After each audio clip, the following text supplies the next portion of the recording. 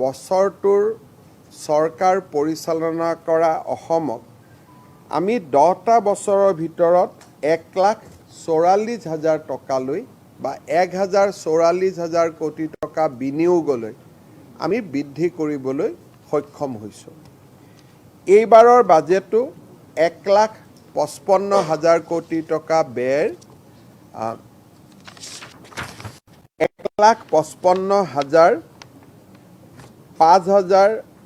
1,55,985.14 কোটি টকাৰে উপস্থাপন কৰা হৈছে। যোৱাবাৰ বাজেট আমাৰ 1,68,391 কোটি টকা আছিল, কিন্তু যেতিয়া বছৰটোৰ শেষৰ ফালে এই বাজেট 1,66,000 কোটি টকা স্পৰ্শ কৰে। মই ভাবোঁ যে এইবাৰ 1,55,000 কোটি টকা আমি যি বাজেট দাখিল কৰিছোঁ,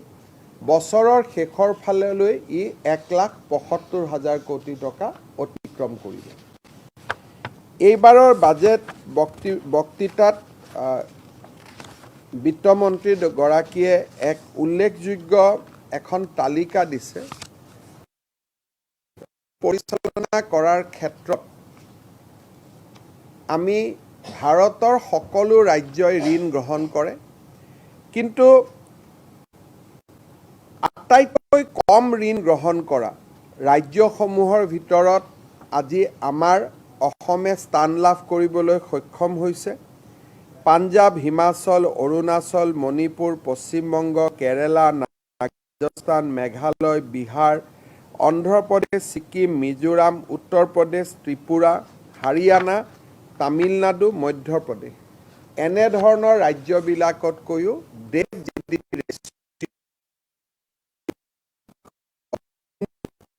ঋণ গ্ৰহণ কৰাৰ ক্ষেত্ৰত অসম ভাৰতৰ ভিতৰত আটাইতকৈ তলৰ ফালৰ পৰা আটাইতকৈ কম ঋণ লোৱা 5খন ৰাজ্যলৈ ৰূপান্তৰ হৈছে। GDP গ্ৰোথৰ ক্ষেত্ৰত 2015 পিছত, অৰ্থাৎ আমি যদি গোটেই আমাৰ চৰকাৰে দায়িত্ব লোৱাৰ পৰা চাব যাওঁ, তেতিয়াহ'লে ৰাষ্ট্ৰীয় গড় বৃদ্ধিতকৈ অসমৰ গড় বৃদ্ধি প্ৰতিটো বছৰতে বেছি হৈ আছে। যোৱা বছৰত যিটো 23-24 চনত দেশ 10% বৃদ্ধি হৈছিলে, আমাৰ ৰাজ্য 19% আমি বৃদ্ধি হ'ব পাৰিছোঁ। অৰ্থাৎ ভাৰতবৰ্ষলৈ এখন মোৰ যিটো পলিটিকেল ফিলচফি যে অসম এখন ডিপেণ্ডেণ্ট ষ্টেট হ'ব নালাগে, কাৰোবাৰ মুখলৈকে চাই থকা এখন ৰাজ্য হ'ব নালাগে, ভাৰতবৰ্ষৰ প্ৰগতিত অসমে বৰঙণি যোগাব লাগে। দেশৰ 10% গ্ৰোথৰ বিপৰীতে অসমত এইবাৰো 13% অসমৰ বিকাশ হ'ব। অৰ্থাৎ এতিয়া আমি অসমক এখন নেট কণ্ট্ৰিবিউটিং ষ্টেট বুলি আমি ক'ব পাৰোঁ। এই বছৰটোত আমি কেইবাটাও মাইলৰ খুঁটি অতিক্ৰম কৰিব পাৰিছিলোঁ। বিত্তমন্ত্ৰীগৰাকীয়ে তাৰ বিষয়ে তেখেতৰ ভাষণত উল্লেখ কৰিছে। ইয়াৰ ভিতৰত মই এটা বিশেষ কথালৈ আগবঢ়াম, যিটো আমাৰ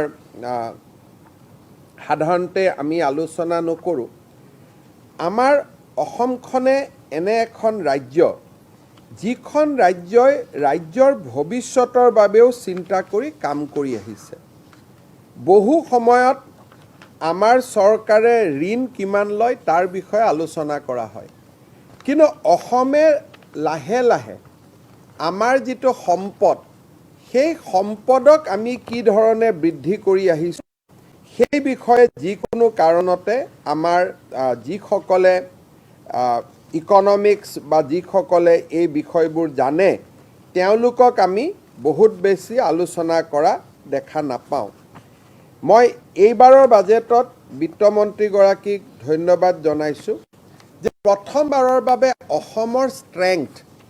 তাক তেখেতে বাজেটত উল্লেখ কৰিছে। আপোনালোকে ইংৰাজী বাজেটৰ 51 নম্বৰত যদি পৃষ্ঠাত চাই, তেতিয়াহ'লে তাত অসমৰ শক্তি বিত্তীয় শক্তি তেখেতে প্ৰদৰ্শন কৰিছে আজি আমাৰ ৰাজহুৱা খণ্ড উদ্যোগক যোৱা 10টা বছৰত ক্ৰমাগত ৰিফৰ্ম কৰাৰ কাৰণে এতিয়া আমাৰ ৰাজহুৱা খণ্ড যিবিলাক প্ৰতিষ্ঠান তাৰ পজিটিভ নেট ভেলু হৈছে গৈ 40,380 কোটি টকা তাৰমানে আজিৰ দিনত দা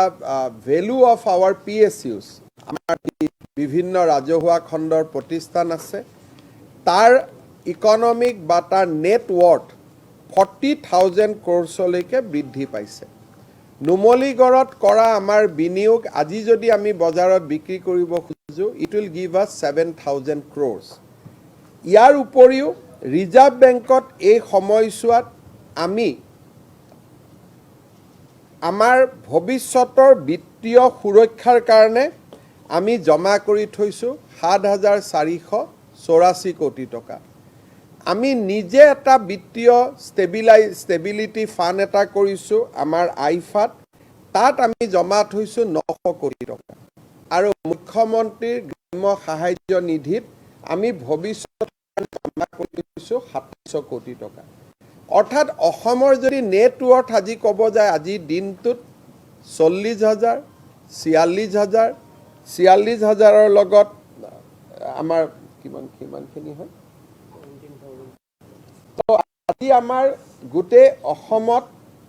40 প্লাছ 17,000 আজি আমাৰ 60,000 crores আনুমানিক আমি এটা বিত্তীয় ষ্টেবিলিটি নিৰ্মাণ কৰিব পাৰিছো যিটো ভাৰতৰ কোনো ৰাজ্যই ভৱিষ্যতৰ কথা চিন্তা কৰা নাই যে আমি প্ৰত্যেক বছৰে এটা টকা ভৱিষ্যত অসমৰ কাৰণে আছুতীয়াকৈ ৰাখি গৈ আছো তাতে ভৱিষ্যত প্ৰজন্মৰ সন্মুখত আমি কেতিয়াও প্ৰশ্নৰ সন্মুখীন হ'ব নালাগে so with that solid base with a higher GDP than nation's GDP 300% increase of budget allocation আমাৰ কংগ্ৰেছ চৰকাৰৰ দিনতকৈ আৰু কেপিটেল ইনভেষ্টমেণ্ট যি কংগ্ৰেছ চৰকাৰৰ দিনত তেওঁলোকে শেষলৈ এটা বছৰত তেওঁলোকে কেপিটেল ইনভেষ্টমেণ্ট কৰিছিল 2,400 কোটি টকা আৰু 2,400 কোটি টকা 2,951 কোটি টকা তাৰ বিপৰীতে এইবাৰ আমি কেপিটেল ইনভেষ্টমেণ্ট কৰিছো প্ৰায় 25,000 crores তাৰমানে আমি প্ৰতিটো টকা এটা বছৰত অসমৰ দৰে ৰাজ্য এখনে 25,000 কোটি টকা অকৰ মূলধনী ব্যয় কৰিব পৰাটোৱেই আমাৰ ৰাজ্যৰ বিত্তীয় ব্যৱস্থাৰ পজিটিভ যিটো এটা মোৰ দৃষ্টিত যে one of the best manage fiscally prudent state তাক আজি প্ৰমাণ কৰিছে ভাৰত চৰকাৰে আমাক ডেট জিডিপি ৰেচিঅ' 32% অনুমোদন কৰি থৈছে উই আৰ মেইনটেইনিং ইট 20%।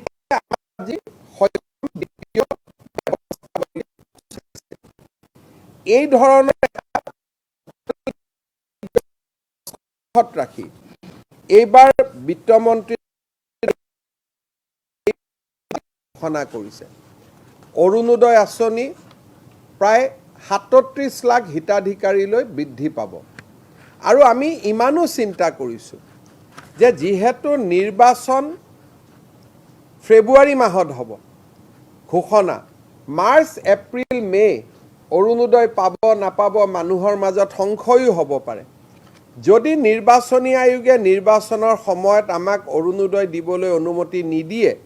তেতিয়ালে আমি ফেব্ৰুৱাৰী মাহতে যাতে আগতীয়াকৈ 4 মাহৰ অৰুণোদয় দিব পাৰো তাৰো ব্যৱস্থা এই বাজেটত আমি ৰাখিছো যদি আমাক অনুমতি দিয়ে প্ৰত্যেক মাহত দি যাব আমি নিৰন্তৰভাৱে দি যাম কিন্তু যদি আমাক অনুমতি নিদিয়ে যে এটো পলিটিক্যাল স্কিম আপোনালোকে দিব নোৱাৰে তেতিয়াহলে আমি ফেব্ৰুৱাৰী মাহতে অৰ্থাৎ মে এপ্ৰিল মাৰ্চ ফেব্ৰুৱাৰী 4 লাগে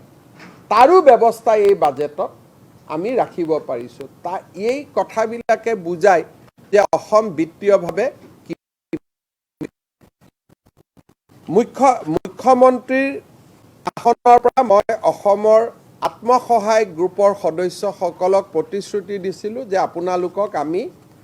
উদ্যমিতাৰ বাবে নতুন নতুন আপোনালোকে যাতে সৰু সৰু ঘৰতে থাকি মৌ পালন হেণ্ডলুম এই কামবিলাক কৰিব পাৰে প্ৰথমে 10,000 পিছত আমি 25,000 টকাকৈ আগবঢ়াম 1 এপ্ৰিলৰ পৰা বিহালীত আমি অসমৰ 30 লাখ মহিলাক 10,000 টকা কৰি দিয়াৰ মুখ্যমন্ত্ৰীৰ মহিলা উদ্যমিতা আঁচনিৰ আমি আৰম্ভণি কৰিম মুখ্যমন্ত্ৰীৰ নিযুত মইনা আঁচনি যোৱা বছৰতকৈ এইবাৰ হিতাধিকাৰী প্ৰায় দুগুণতকৈ বেছি বৃদ্ধি হ'ব কাৰণ বিশ্ববিদ্যালয়বিলাকত কলেজবিলাকত একাংশ ছাত্ৰ ছাত্ৰী পঢ়ে তেওঁলোকে সেলফ ফাইনেন্স স্কিমত পঢ়ে আগতে তেওঁলোক এই স্কিমৰ অন্তৰ্ভুক্ত নাছিল এইবাৰ আমি তেওঁলোকক এই স্কিমৰ অন্তৰ্ভুক্ত কৰিছোঁ 2006 চনৰ আগত প্ৰতিষ্ঠা হোৱা সমূহ বিদ্যালয়ক এইবাৰ আমি প্ৰাদেশিকৰণৰ প্ৰতিশ্ৰুতি দিছোঁ তাৰ লগতে 6 শিডিউল এৰিয়া আৰু শৈক্ষিকভাৱে পিছপৰা অঞ্চলত আমি কিছু কনসেশন কোৱালিফিকেশনৰ পৰা নাম্বাৰ অফ ষ্টুডেণ্ট যিমানবিলাক আগৰ আইনত কোৱালিফিকেশন আছিল ইয়াত আমি শিথিলতা দিবৰ কাৰণে সিদ্ধান্ত গ্ৰহণ কৰিছোঁ মুখ্যমন্ত্ৰীৰ জীৱন প্ৰেৰণা এটা নতুন স্কিম অসমত যেতিয়া এজন ল'ৰাই গ্ৰেজুৱেট পাছ কৰে দেউতাক মাকে ল'ৰাজনক পইচা দিয়া বন্ধ কৰি দিয়ে যে তুমিতো এটা গ্ৰেজুৱেট পাছ কৰিলা কিন্তু ল'ৰাজনে গ্ৰেজুৱেট পাছ কৰিয়ে কৰ্মসংস্থাপন এটা নাপায় কিন্তু যিদিনাখনৰ প্ৰায় গ্ৰেজুৱেটৰ মাৰ্কশ্বিটখন পালে ল'ৰা ছোৱালীয়ে দেউতাক মাকক পইচা খুজিবৰ কাৰণে বেয়া পায় আমি তেনে সকলো ছাত্ৰ ছাত্ৰীক যদিহে নিযুত মইনাৰ তেওঁ হিতাধিকাৰী নহয় দুটা পইচা দিয়াৰ কোনো মিনিং নাই আমি গ্ৰেজুৱেট অসমৰ পৰা যোন ল'ৰাই গ্ৰেজুৱেট পাছ কৰিব তাক আমি 12 মাহৰ কাৰণে 2500 টকাকৈ আমি এটা স্কলাৰশ্বিপ দিম আৰু কোনোবা এজন ল'ৰাই যদি কয় মই যে দিল্লীত আইএছৰ পৰীক্ষা দিব কোচিং কৰিব খুজিছোঁ বোলে মই কৰবাত মেনেজমেণ্টৰ পৰীক্ষা দিব যাব খুজিছোঁ তেওঁ যদি আবেদন কৰে যে মোক 2500 কৈ মাহত নালাগে একেলগে 25,000 টকা লাগে আমি 25,000 টকা এটা একেলগে আমি দি দিম নিযুত মইনা আঁচনি পিজি লৈকে আছিলে কিন্তু ৰিসাৰ্চ স্কলাৰ আমাৰ ইউনিভাৰ্চিটিত বহুত ল'ৰা ছোৱালী আছে তেওঁলোকৰ খৰচো বেছি এইবাৰ আমি ৰিসাৰ্চ স্কলাৰ সকলকো 25,000 টকাকৈ দিয়াৰ বাবে আমি সিদ্ধান্ত গ্ৰহণ কৰিছোঁ দিব্যাংগ হলে তেওঁলোকে 50,000 টকা পাব ইয়াৰ উপৰিও মুখ্যমন্ত্ৰীৰ আত্মনিৰ্ভৰ অভিযান আমি 1 লাখ টকাকৈ 25,000 যুৱক যুৱতীক দিছিলোঁ এইবাৰ অক্টোবৰক আমি তেওঁলোকক সেকেন্ড ইনষ্টলমেন্টটো দিম যিসকলে বাইক টাইক কিনি ল'লে তেওঁলোকে নাপাব যিসকলে সফল ব্যৱসায় কৰিছে তেওঁলোকক আমি আৰু 1 লাখ দিম অতিৰিক্তকৈ আৰু 75,000 যুৱক যুৱতীক আমি 1 লাখকৈ টকা দিম অহা আমি এনে ডেট এটা ঠিক কৰিছোঁ 8 অক্টোবৰ তাৰিখে আমি নতুন কৰি আৰু 40,697 গৰাকী ল'ৰা ছোৱালীৰ হাতত নিয়োগ পত্ৰ তুলি দিম ইয়াৰ ফলত আমাৰ চৰকাৰৰ দিনত চাকৰি পোৱা ল'ৰা ছোৱালীৰ সংখ্যা 1,60,000ৰ সংখ্যা অতিক্ৰম কৰিব মূল্য বৃদ্ধিৰ ওপৰত আমি প্ৰায়ে আলোচনা কৰোঁ এইবাৰ আমি এটা নতুন স্কিম আনিছোঁ যাৰ ৰেশন কাৰ্ড আছে তেওঁলোকে বজাৰৰ মূল্যতকৈ 25 টকা মূল্যত কম 1 কেজি মচুৰ দালি পাব আৰু যদি পৰিয়ালটো ডাঙৰ হয় 5 জনতকৈ বেছি মেম্বাৰ থাকে তেওঁক আমি 2 কেজি দিম তাৰ উপৰিও চেনি আমি বজাৰৰ মূল্যতকৈ 20 টকা কমত দিম আৰু আমি নিমখো আমি বজাৰতকৈ 10 টকা মূল্যত কম দিম গভৰ্নমেণ্ট এমপ্লয়িজৰ কাৰণে এইবাৰ আমি কেইটামান লেণ্ডমাৰ্ক ডিচিশন আনিছোঁ এটা হ'ল 2005ৰ আগত এপইণ্টমেণ্ট প্ৰচেছ আৰম্ভ হ'ল কিন্তু কিবা কাৰণত এপইণ্টমেণ্টখন 2006ত পালে আমি তেওঁলোকক OPSলৈকে লৈ যাম NPSৰ জায়গাত তেওঁলোক OPSত যাব ইয়াৰ ফলত ৰাজ্য চৰকাৰৰ 30,000 নতুন কৰ্মচাৰী OPSত অন্তৰ্ভুক্ত হ'ব যিসকলে UPSত যাব খোজে আমি UPSত যাব সুবিধা দিম সকলোতকৈ ডাঙৰ কথা মুখ্যমন্ত্ৰী লোকসেৱা আয়োগ্য যোজনা য'ত আজিৰ দিনত 2,10,000 গভৰ্ণমেণ্ট এমপ্লয়ীয়ে ৰেজিষ্টাৰ কৰিছে এতিয়াৰ পৰা মেডিকেল কলেজ কেঞ্চাৰ হস্পিটালত তেওঁলোকে কেছলেছ ট্ৰিটমেণ্ট পাব আৰু এই বছৰৰ শেষৰ ফালে নাৰায়ণ হৃদয়ালয়া হওক এপল' হওক তাতো আমি কেছলেছ ব্যৱস্থা ৰূপান্তৰকৰণৰ দিশত আমি এই ব্যৱস্থাটোক আগুৱাই লৈ যাম সকলোতকৈ ডাঙৰ কথা হৈছে যে NHM সৰ্বশিক্ষা যিবিলাক এনেকুৱা ধৰণৰ ছ'চাইটিত কাম কৰে চৰকাৰী কৰ্মচাৰী নহয়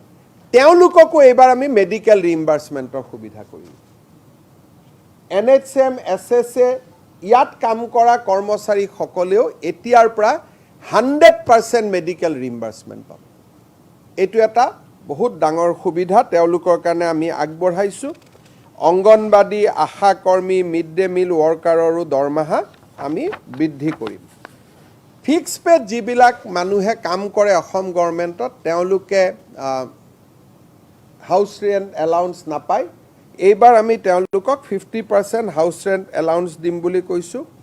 আৰু NHM SSAত কাম কৰা কৰ্মচাৰীসকলৰো যাতে এটা নিজৰ ঘৰ হয় তেওঁলোকক আমি আপোন ঘৰ আঁচনিৰ সুবিধা তেওঁলোকলৈ সম্প্ৰসাৰণ কৰাৰ কথা আমি চিন্তা কৰিছোঁ আমাৰ যি ইয়েৰ অফ বুকছ আছে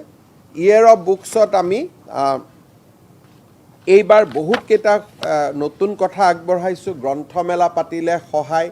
1,000 সৃষ্টিশীল লিখকলৈ 25,000 টকাৰ সাহায্য আৰু চৰকাৰী কৰ্মচাৰীসকলক গ্ৰন্থমেলাৰ সময়ত আমি দৰমহাৰ লগত 1,000 টকা দিম যাতে তেওঁলোকে গ্ৰন্থ কিনিব কিন্তু গ্ৰন্থ কিনাৰ হিচাপখন তেওঁলোকে আহি অফিচত জমা দিব লাগিব আমি ইলেক্ট্ৰিচিটি 120 ইউনিটলৈকে যিসকলে ব্যৱহাৰ কৰে তাৰমানে আমাৰ 48 লাখ কনজিউমাৰে মাহত 120 ইউনিটতকৈ কম ব্যৱহাৰ কৰে 1 মে'ৰ পৰা আমি ইলেক্ট্ৰিচিটিৰ যিটো মাচুল তাক আমি পাৰ ইউনিটত 1 টকা হ্ৰাস কৰিম অক্টোবৰ নৱেম্বৰ মাহত আমি চেষ্টা কৰিম আৰু কিছু হ্ৰাস কৰাৰ বাবে অৰ্থাৎ ইলেক্ট্ৰিচিটিৰ বোজাও আমি ৰাইজৰ পৰা কমাবৰ বাবে সিদ্ধান্ত গ্ৰহণ কৰিছোঁ এইবাৰ এটা আমি ডাঙৰ স্কিম হাতত লৈছোঁ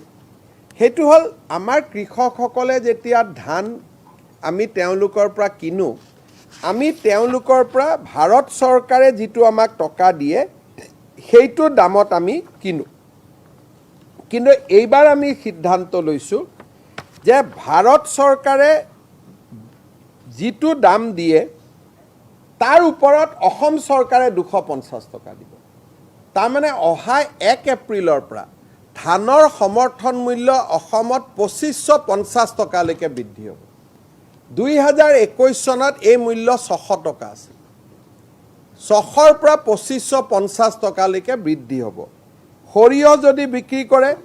ভাৰত চৰকাৰে 5,900 টকা দিয়ে আমি 500 টকা লগত দিম তাত 6,500 টকালৈকে ই বৃদ্ধি পাব 6,450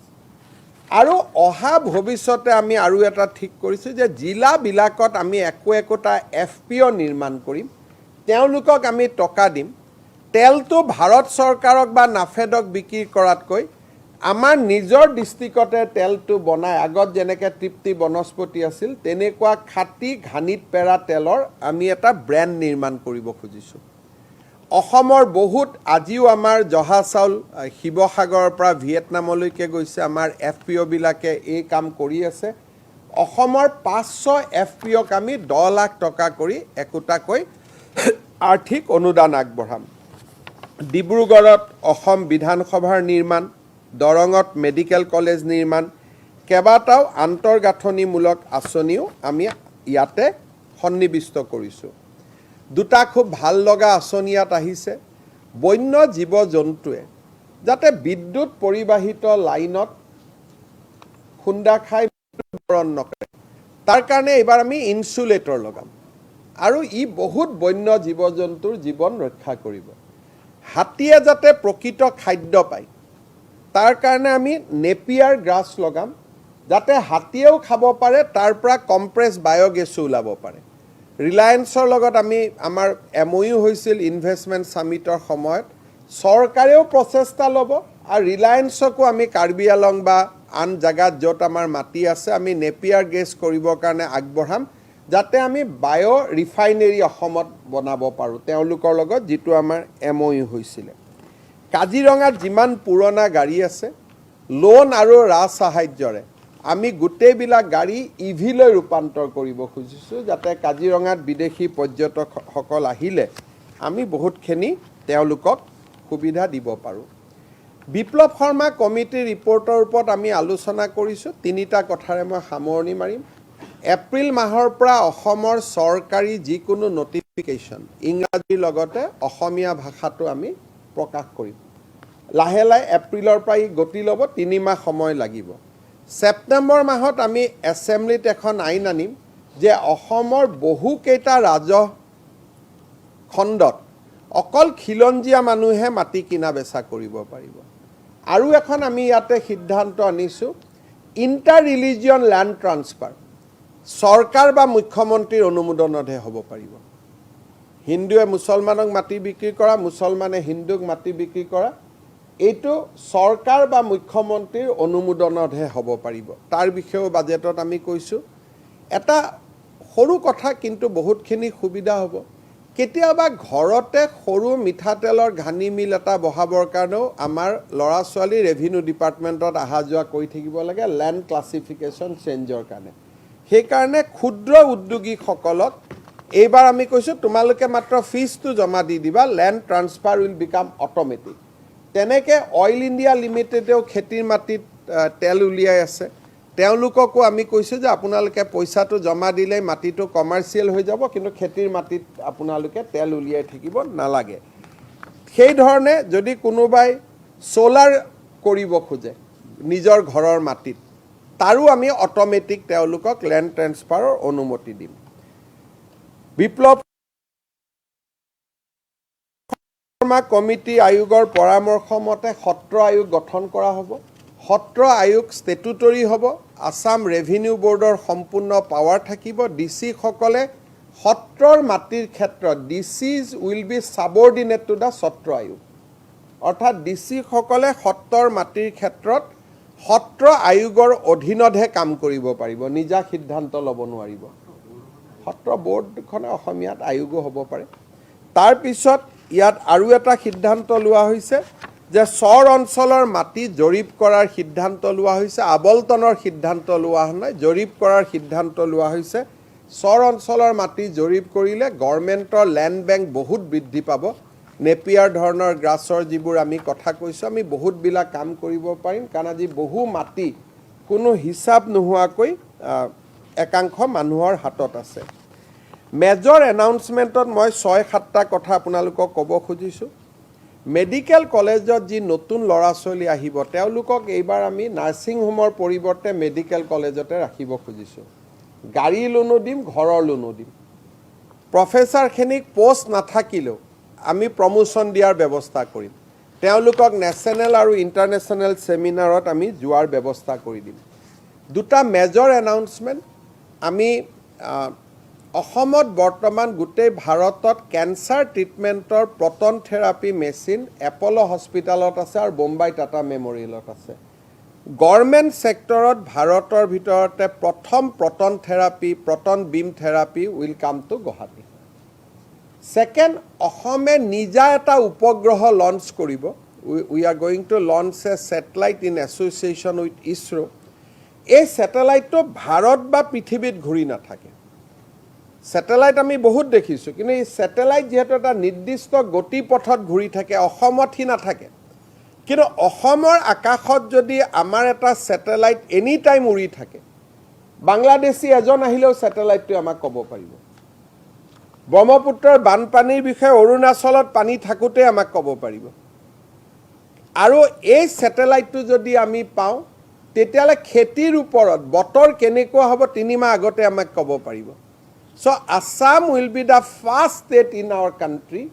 to have our own satellites. Finally, আমি আৰু দুটা নতুন কাম কৰিব খুজিছোঁ যেটো আগত কৰ্ণাটকে এনাউন্স কৰিছে নেটফ্লিক্স দেখিছে কিন্তু নেটফ্লিক্সৰ দৰে আমি অসমৰ এটা OTT প্লেটফৰ্ম বনাব খুজিছোঁ যাতে ভূপেন হাজৰিকা, জয়ন্ত হাজৰিকা, ডক্টৰ বেজবৰুৱাৰ পৰা আৰম্ভ কৰি অসমৰ সকলো সাংস্কৃতিক সম্পদ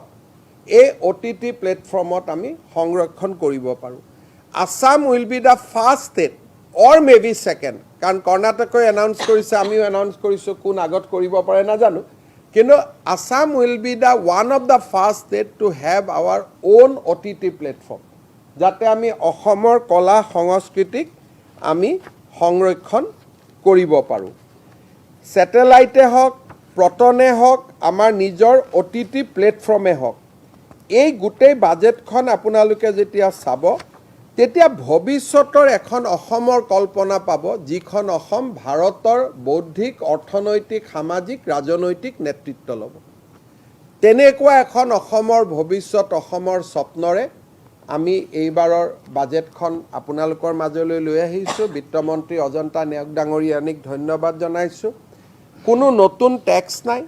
বৰঞ্চ চাহ উদ্যোগক কেঁচা পাতৰ ওপৰত যি কৰ আৰোপণ কৰা হয় তাক আমি 2 বছৰৰ কাৰণে ৰেহাই দিছোঁ। মাহত 15,000 টকালৈকে উপাৰ্জন কৰা সকলো ব্যক্তিক আমি প্ৰফেশ্যনেল টেক্সৰ পৰা ৰেহাই দিছোঁ। এতিয়া দোকান পোহাৰত কাম কৰা আমাৰ কৰ্মচাৰীসকলে প্ৰফেশ্যনেল টেক্স দিব নালাগিব, কাৰণ সকলোৰে দৰমহা প্ৰায় 15,000ৰ তলত, তাৰো সুবিধা পাব। প্ৰাদেশিকৰণসকলৰ লগতে গাঁওবুঢ়াৰ দৰমহা বৃদ্ধি, আমাৰ আশা অংগনবাদী দৰমহা বৃদ্ধি, তাৰ লগত বাণীকান্ত কাকতি কম্পিউটাৰ লিটাৰেচিত কাম কৰা লোকসকলৰ প্ৰতিও দৰমহা বৃদ্ধি, 60 বছৰলৈকে চাকৰি, ফুল মেডিকেল ৰিইম্বাৰ্চমেণ্ট, আমি ৰাইজে ভোগ কৰি থকা বহুতবোৰ সমস্যা, কৰ্মচাৰীসকলৰ OPSৰ সমস্যা, বহুতবোৰ সমস্যা আমি এই বাজেটৰ জৰিয়তে দূৰ কৰাৰ বাবে প্ৰচেষ্টা কৰিছোঁ। এখন নতুন অসমৰ সপোনেৰে অত্যন্ত শক্তিশালী বাজেট এখন আগবঢ়োৱাৰ বাবে নিৰ্বাচনৰ বছৰতো আমি আমাৰ লক্ষ্যৰ পৰা বিচলিত নহয় দূৰলৈকে চিন্তা কৰিব পৰা এখন বাজেট উপস্থাপন কৰাৰ বাবে মই বিত্তমন্ত্ৰী অজন্তা নেওগ ডাঙৰীয়ানীক আকৌ এবাৰ ধন্যবাদ জনাইছোঁ।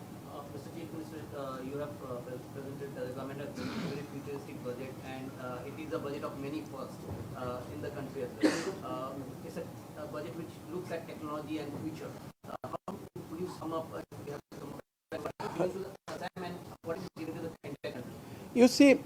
whenever election come, a political party always presents a budget which is more beneficiary driven. We are continuing our effort to empower poor and middle class, but at the same time we have not deviated from our strong commitment to make Assam one of the front-running state in our country. In this budget, we have announced a proton beam therapy so that Assam can become a place for medical tourism. After our effort to set up 17 hospitals with Tata, this is the next step which we have taken, and this is one of the first in the country. We have spoken about launching a satellite of our own because Assam is a flood-prone state. We need a satellite which is dedicated and which run within the geographical territory of Assam. We have announced that in association with Indian Space Research Organization,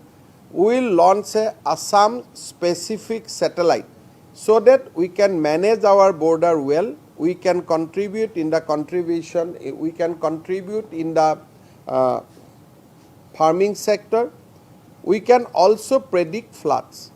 We have also announced to Assam, we want to take Assam as an emerging soft power. That is why we have also announced OTT platforms of our own. We have also spoken to convert Assam to a carbon economy. Many countries in the world produce carbon, but they can invest in green power in Assam so that their carbon offset they can get in Assam. So that will make Assam a next industrial destination. Overall, our contribution into the national GDP now, in percentage terms, over and above the national GDP. If nation's GDP is growing at 9%, Assam is growing at 13%. Our capital expenditure has increased from in last 10 years from mere 3,000 crores to total 25,000 crores this year. So we are growing at a very fast pace. While dealing with human, we have not forgetting about our wildlife. We have announced many fast, like insulating our power cables, so that animal doesn't killed in those kind of accident. We have spoken about Napier gas, so that we can give fodder to the elephant, so that we can eliminate human-elephant conflict. So many fast in the budget. We want to take Assam into that direction, and I hope that we will be able to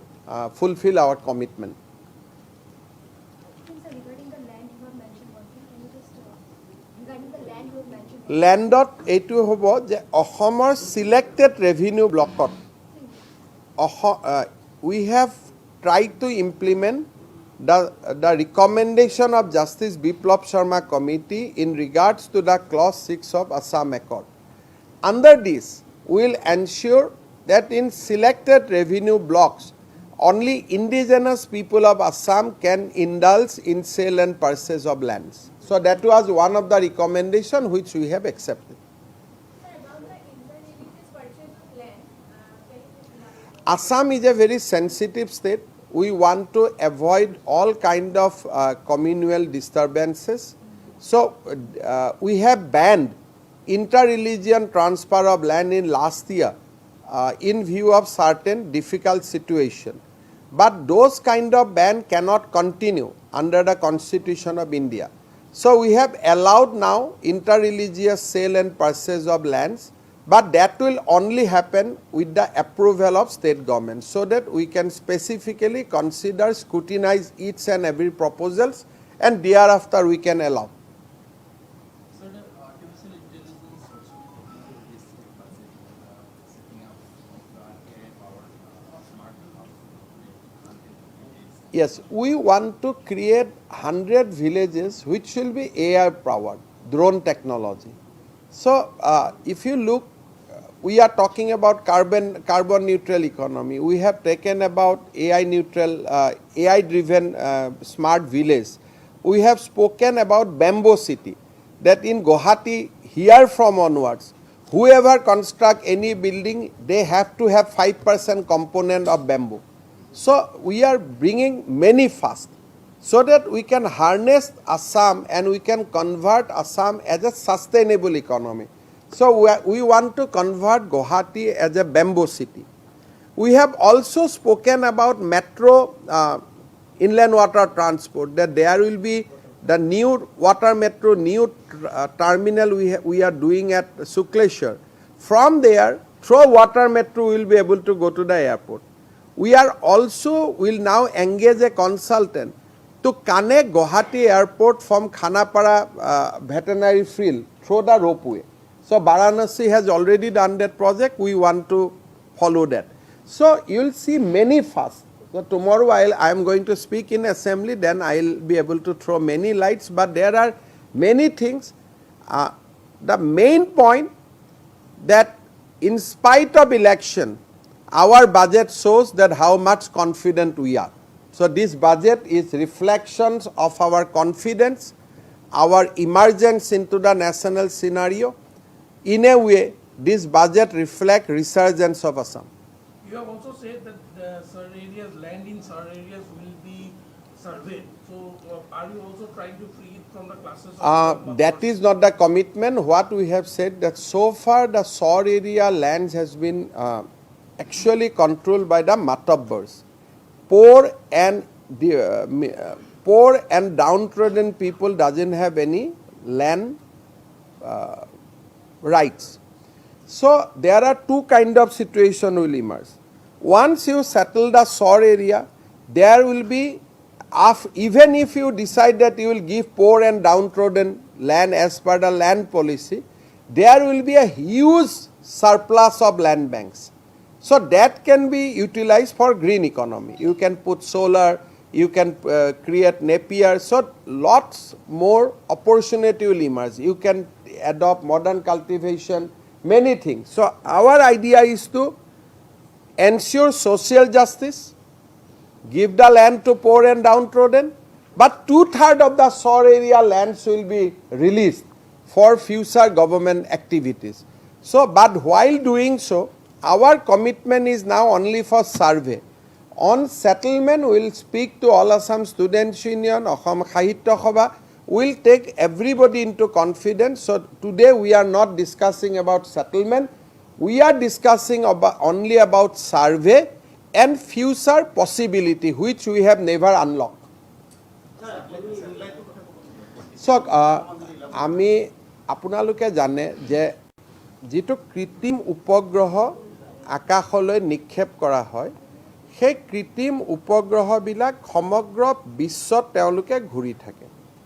বা ভাৰতত ঘূৰি থাকে গতিকে সৌৰজগতত যেনেকৈ গ্ৰহ উপগ্ৰহই বিৱৰ্তন কৰি থাকে কৃত্ৰিম উপগ্ৰহ এটাইও তেওঁক দিয়া নিৰ্দিষ্ট গতিত তেওঁ বিৱৰ্তন কৰি থাকে সেইকাৰণে অসমত যদি আমি স্যাটেলাইট ডাটা এটা বিচাৰো যেনেকৈ মই আপোনালোকে ক'লো যে উমৰাংচুত মাজত কয়লা দুৰ্ঘটনা হ'ল আপোনালোকে আমাক কৈ আছে মই এটা বিধানসভাত ৰিপ্লাই দিম এই গোটেই ৰেড হোল মাইনিং বিলাক ক্ৰিয়েট কৰা হৈছিল কংগ্ৰেছ চৰকাৰৰ দিনত কিন্তু এই ডেটাটো পাওঁতে মোক কিমান দিন লাগিলে 45 ডেজ কাৰণ মোৰ কোনো স্যাটেলাইট নাই বেলেগ স্যাটেলাইটক বিচাৰি আমি উলিয়াব লাগে যে সেই সময়ত কোনটো স্যাটেলাইট উমৰাংচুৰ ওপৰত আছিল যেটো স্যাটেলাইট উমৰাংচুৰ ওপৰত আছিল তাৰ পৰাহে মই ডাটাখিনি পাম যে এই এক্সিডেন্ট হোৱা দিনটোত আকাশৰ ওপৰত সেই দিনটোত কোনটো স্যাটেলাইট আছিল যদি এটাও স্যাটেলাইট নাছিল আমি একো ডেটা নাপাম সেই কাৰণে আমাৰ নিজৰ ভৌগোলিক সীমাবদ্ধতাৰ ভিতৰত আমাৰ যদি এটা স্যাটেলাইট থাকে প্ৰতিদিনে যদি স্যাটেলাইটটো কৰিমগঞ্জৰ ফালে গৈ থাকে শ্ৰীভূমিৰ ফালে যায় মানকাছাৰৰ ফালে যায় বিদেশী আহিলে আপুনি গম পাব যদি প্ৰতিদিনাই স্যাটেলাইটটো ঘূৰি ফুৰে বানপানী অহাৰ আগতে নদীত অৰুণাচলত নদীৰ পানীটো স্যাটেলাইটে বহুত দিন আগতে দেখা পাব সেই কাৰণে আমি অসমৰ এটা নিজৰ কৃত্ৰিম উপগ্ৰহ এটা আমি লঞ্চ কৰিব খুজিছো ইছৰোৰ লগত কথা পাতি প্ৰাৰম্ভিক আলোচনা হৈছে কিন্তু বাজেটত যেহেতু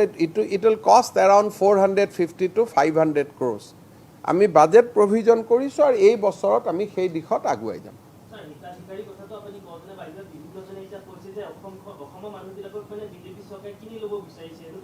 এইটো আপোনাৰ মানসিকতা মই কোনজন মানুহক কিনিব খুজিলে আপুনি কওক আপোনালোকে কৈছিল কৰ্মচাৰীক OPS দিব লাগে